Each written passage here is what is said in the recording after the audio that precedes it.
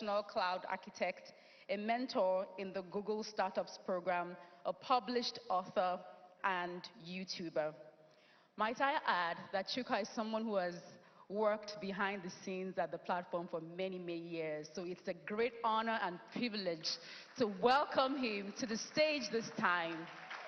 Welcome with me, Chuka Ofili.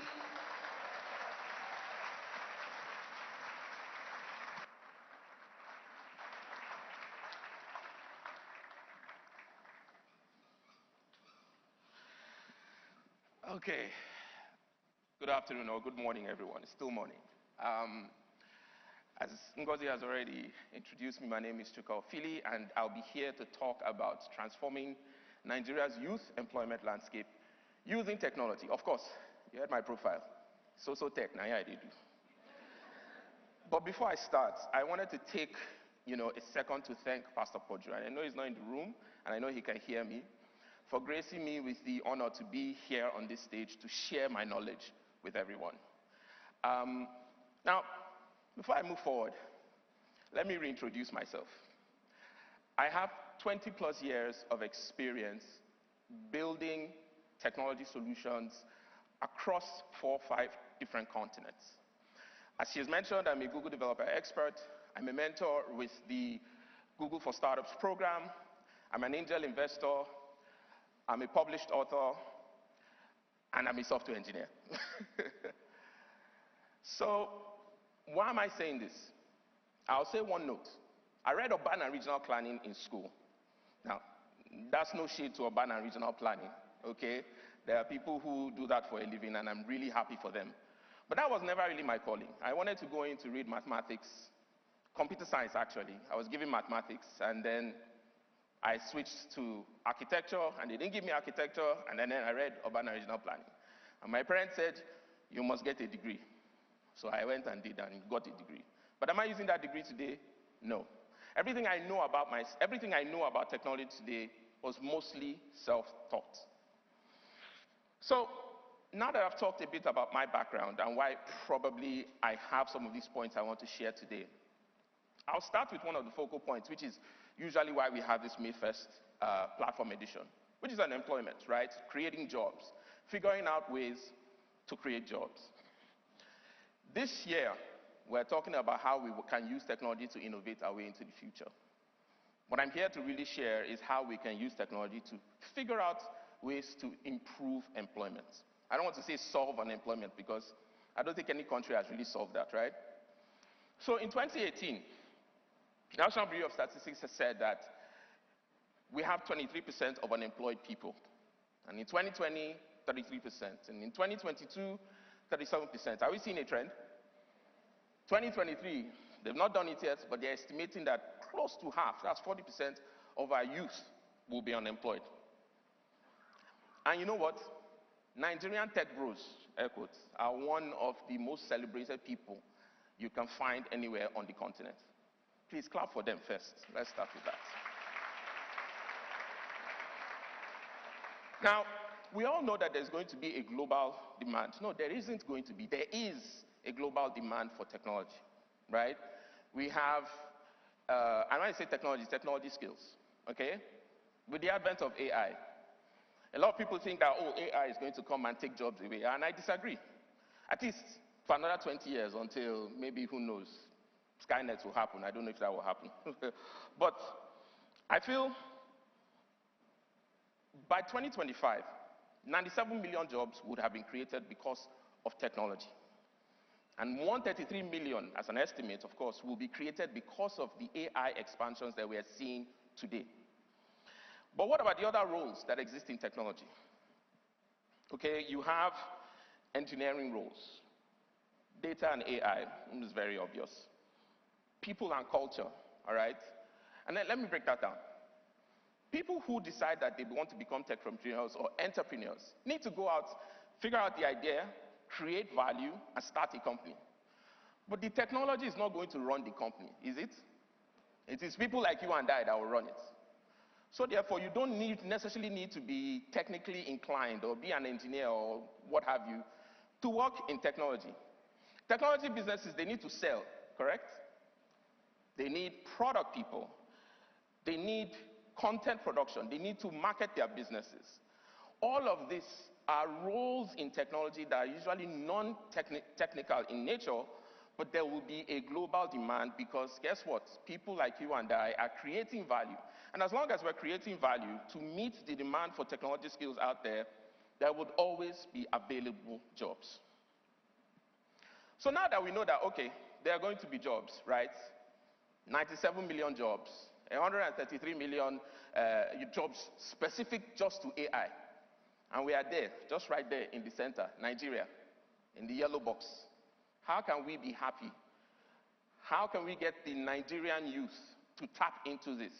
The 80 million Nigerian youth, how can we get them to tap into it? The answer is simple. Technology outsourcing. It's already happening today, but definitely not at the scale that we want it to happen. I currently am one of those people. I'm one of the people who, in fact, let me put it this way. Did you know that I was the first engineering hire Facebook ever employed in Nigeria? I even want to say Africa, but I'm not sure. And I don't have a computer science degree. I don't have, well, maybe today I have certifications, fine, but that's when I was upskilling myself, right? But if you look at my journey, I don't have anything that is formal as respect to educating and to technology education. And yet, first software engineering hire. So it's possible, it's doable. If I can export my skills to a company like Meta, which is probably one of the biggest tech companies in the world, I mean, of course, outside of Google and Microsoft, I believe that there are going to be more opportunities for people like you in the room, your cousins, your nieces, to do this. And here's the funny thing. We are primed for it. India today is leading the pack. They have, I don't know what the current stat is, but over 1 billion people, right? And they are known as the epicenter today for technology outsourcing. This is a country that bootstrapped themselves up by the feet, taught themselves, and exported their skill sets. I'm sure there are a lot of entrepreneurs here who own companies today that have hired Indians as their technology partners, yes? I don't want to say show of hands because it's not India we're promoting here, it's Nigeria, right? So we are an English-speaking country, so which means we can easily communicate, right? We have a large population, large youthful population. Let me put it this way.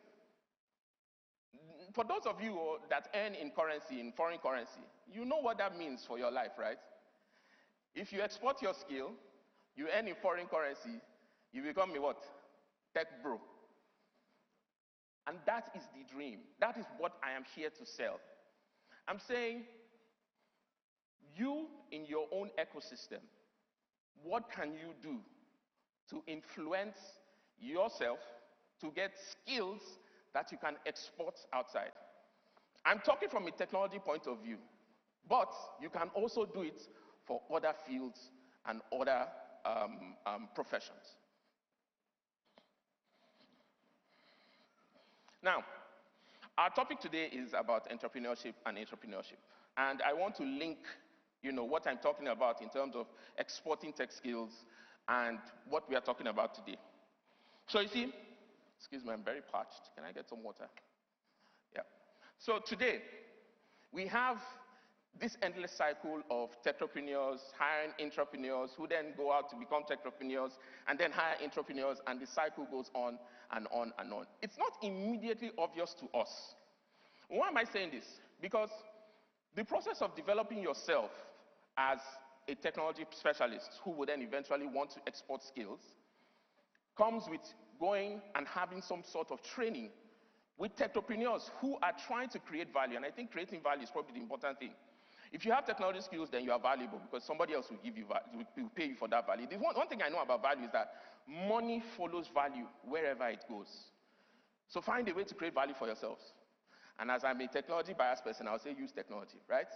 Now, I'll talk about certain case studies of techpreneurs starting companies, hiring entrepreneurs who then go out, start companies, so on and so forth. FlutterWave is one of the biggest examples. Today, they are the first unicorn, second unicorn, Who is the first unicorn? Andela or Flutterwave? Flutterwave. Okay. So Flutterwave is the first unicorn, a billion-dollar company. But then they created a ecosystem of entrepreneurs. They hired people who eventually became entrepreneurs. Entrepreneurs are people who innovate within a company.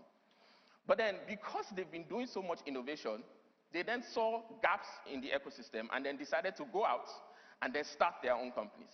And then when they started their own companies, guess what they did too? They hired. On this slide now, I have someone called Femi Olanikpekun. He started a company called Vend HQ. But he was a product innovation manager at Flutterwave for 3 years before he went out to start his. Excuse me. Now, the picture that I'm painting is that most of all this change starts with someone who wants to create value. There are outliers, don't get me wrong, and not everyone is going to be the same, right? Everybody does have a part to play. I'll talk about another case study. Paystack.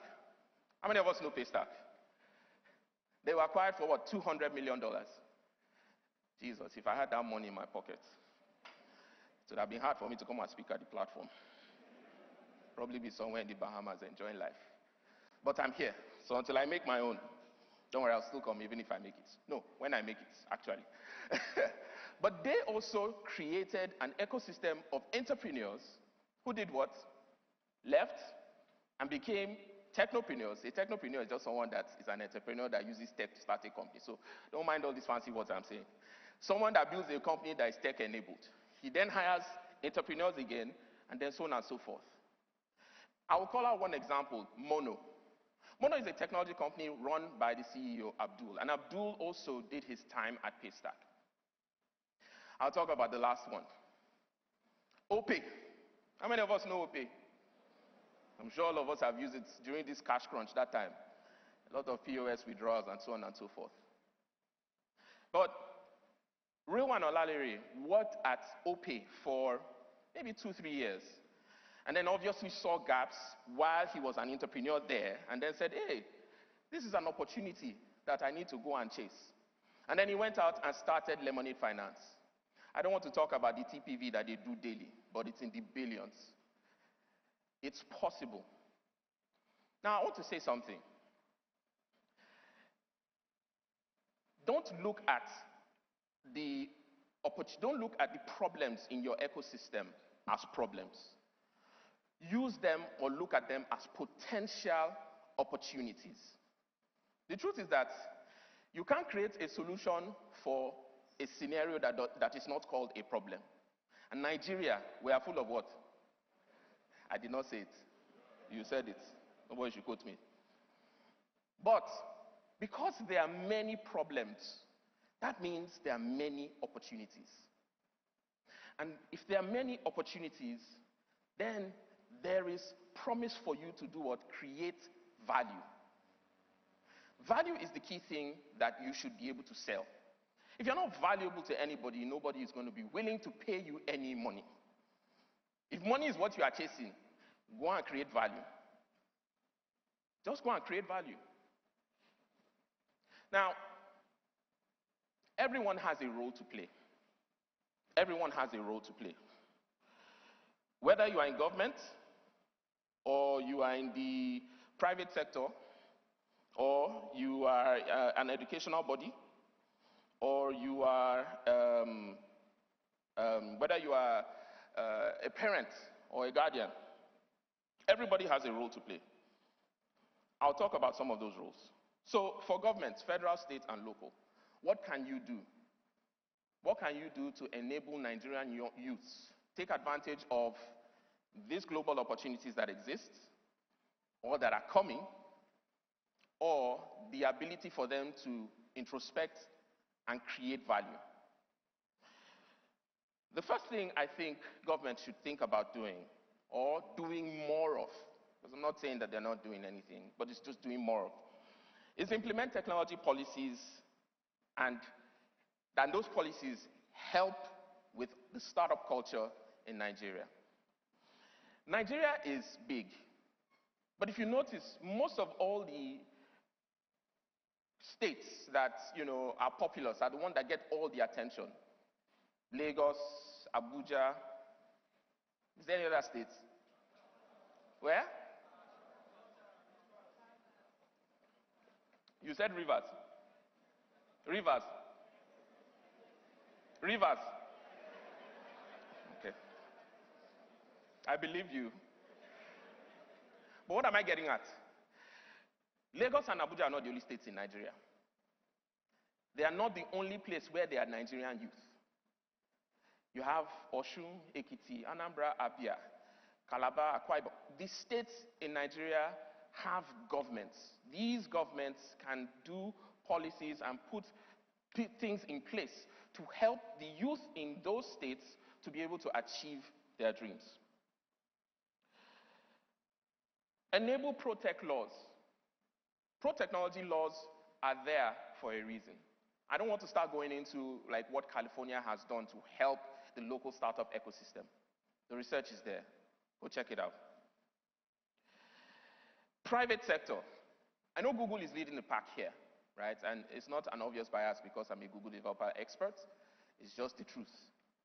But all these other private companies, these are external ones. What about you internally? Do you create internship programs at your companies? If you are a startup, most of the startups that are always looking to hire are always looking to hire cooked products, people that are already mature, that have already experienced themselves. How would the young people who are coming in learn anything? How would they become entrepreneurs if you don't hire them?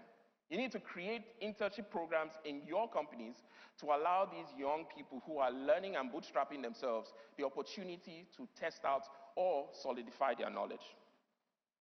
Learning institutions. Okay, so I'm not going to throw shade. I'll just say that ad hoc programs can be done. A lot of people who are learning on their own.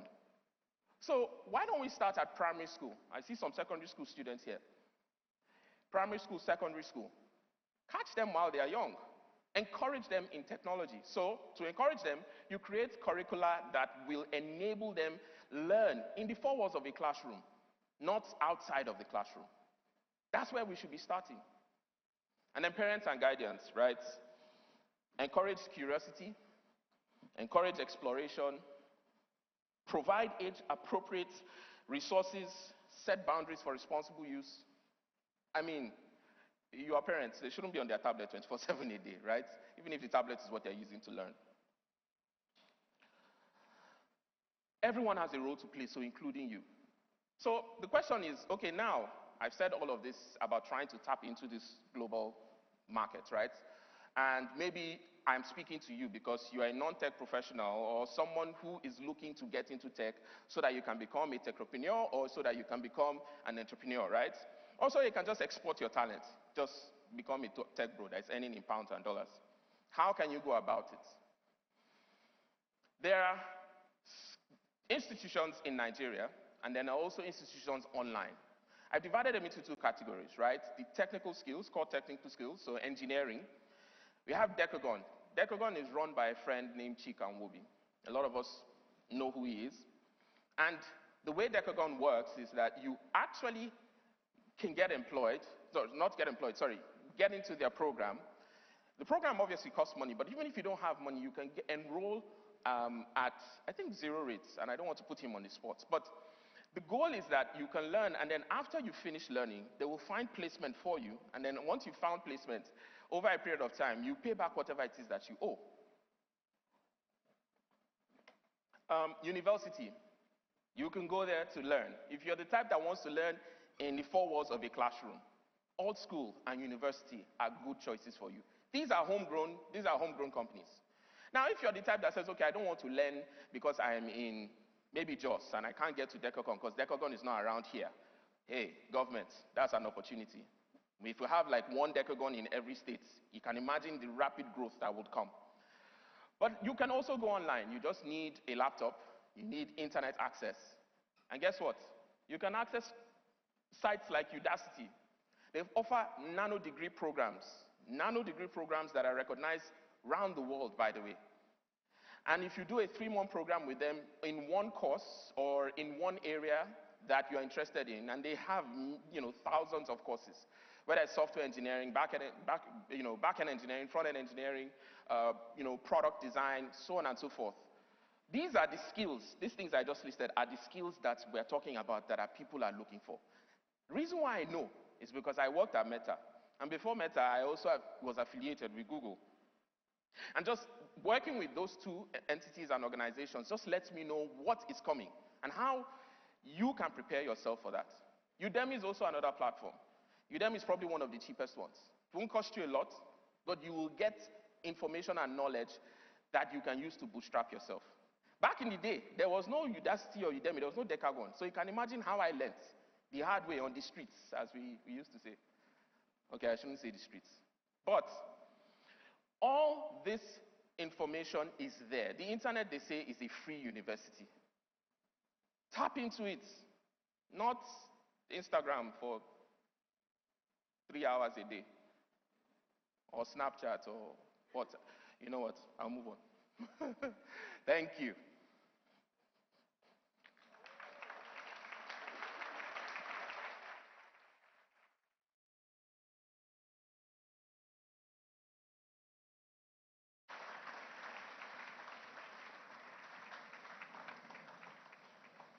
Hi there, my name is Coach Madi, Senior Pastor at the